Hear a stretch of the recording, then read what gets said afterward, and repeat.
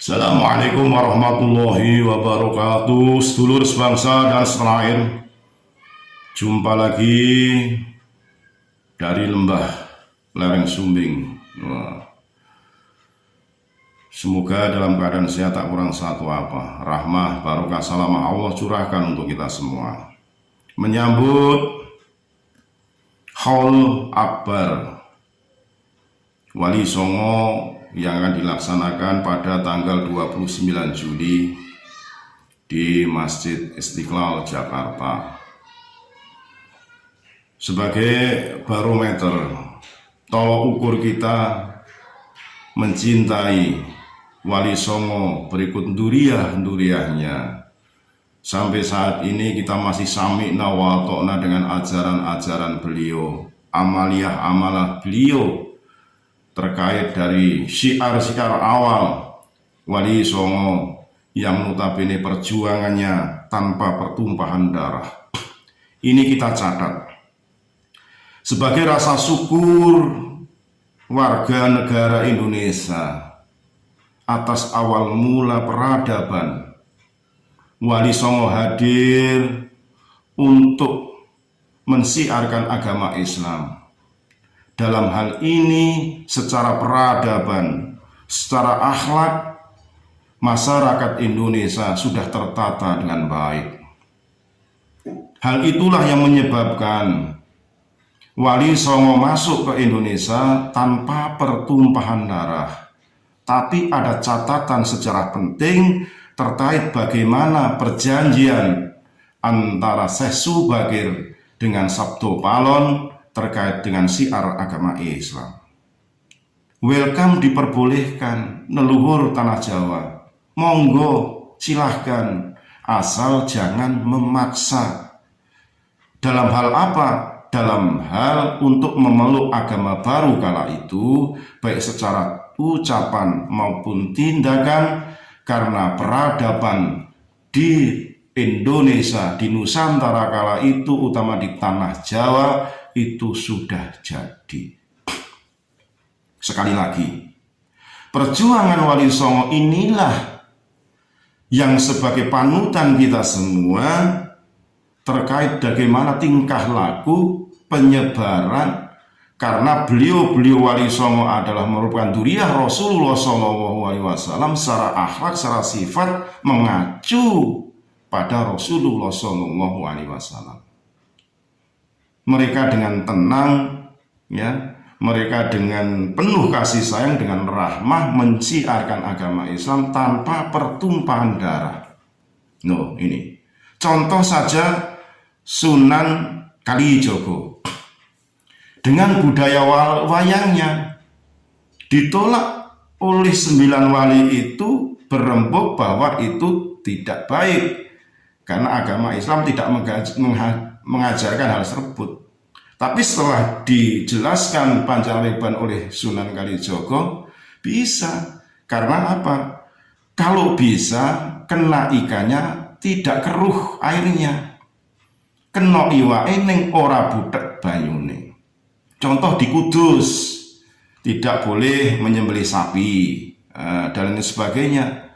Ada hal-hal yang saat ini masih dipakai tradisi-tradisi Wali Songo yang tidak keluar dari syariat Rasulullah SAW.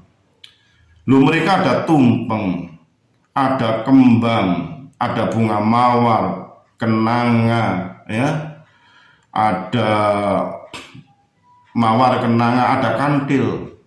Itu ada filosofi dan maknanya. Ya. Mawar itu mawarno-warno bermacam-macam. Dari semua yang ada budaya kultur Indonesia, mawarno-warno. Kenanga, kena kesana, kena kemari, kenongono, kenong ini. Akhirnya dimanai dengan bunga kantil, tapi hatinya kemantil-mantil. Tetap kepada siapa? Kepada Allah Subhanahu wa Ta'ala. Kita hidup di dunia itu mawarno-warno, kenongono, kenong ini. Bermacam-macam tradisi, kultur, boleh kesana kemari, tapi hatinya bertauhid kepada Allah Subhanahu wa Ta'ala. Itu difilosofikan dengan bunga kantil. Banyak sekali dengan tembang-tembang. Ada Asmorondono, ada Mijil, Kinanti, akhirnya ada Pucung sebagai terakhir adalah karena Mijil itu mijilnya orang keluar dari rahimnya ibu. Wah, banyak sekali Asmorondono, keseneng weh-weh. Ya, Asmoro itu seneng, dono itu adalah dana, bondo donyo, senang sodako. Banyak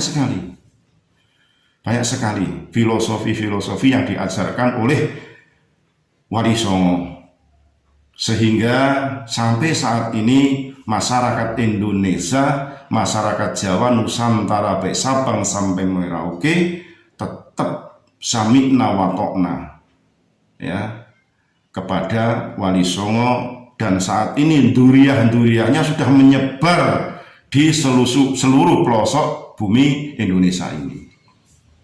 Lah kenapa Trah Wali Songo ini kok pesek-pesek? Ya jelas, karena secara kultur sudah lama kepada masyarakat sudah membaur, akhirnya boleh menikah dengan orang Jawa yang hidungnya pesek, punya keturunan pesek. Tapi secara zat tetap darat Wali Songo sampai dengan Rasulullah SAW. Beda dengan Trah Ba'alawi ya, karena mereka tidak memperbolehkan Trah Ba'alawi Robitoh Alawiyah itu menikah dengan selain daripada organisasi Robitoh Alawiyah tersebut. Secara gen, secara zat yang mungkin terjaga, hidungnya ya mancung-mancung gitu kan, tidak ada yang pesek gitu. Itu sebetulnya yang perlu kita pahami bersama, bahwa perjuangan Wali Songo itu mengislamkan Nusantara ini tanpa pertumpahan darah. Berarti secara sifat akhlak persis plek Rasulullah SAW. Manakala tanah yang subur ini sudah jadi, kok malah justru dirusak oleh yang mengaku duriah Rasulullah SAW, itu mengingkari perjanjian awal Syekh Subakir dengan Sabdo Palot.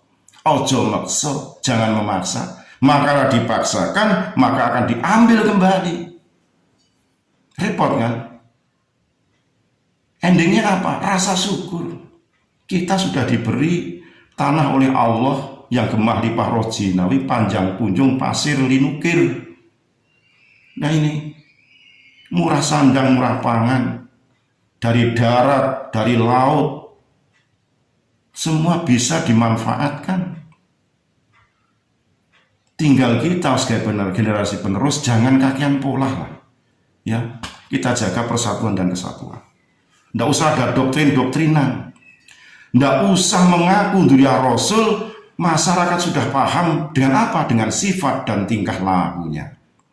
Itu yang perlu kita tekankan, bagaimana kita menyambut Haul Akbar Wali Songo untuk mari berbondong-bondong datang ke Jakarta, ke Masjid Istiqlal untuk mengikuti bagaimana prosesi Haul Akbar tersebut sebagai bentuk takdiman wal ikroman kita kepada Wali Songo beserta duriahnya yang nasabnya tidak bisa dibantah sampai Rasulullah SAW, karena secara sifat, secara akhlak mereka masih terjaga. Segala hilaf mohon maaf, NKRI Agama Nusantara milik kita. Assalamualaikum warahmatullahi wabarakatuh.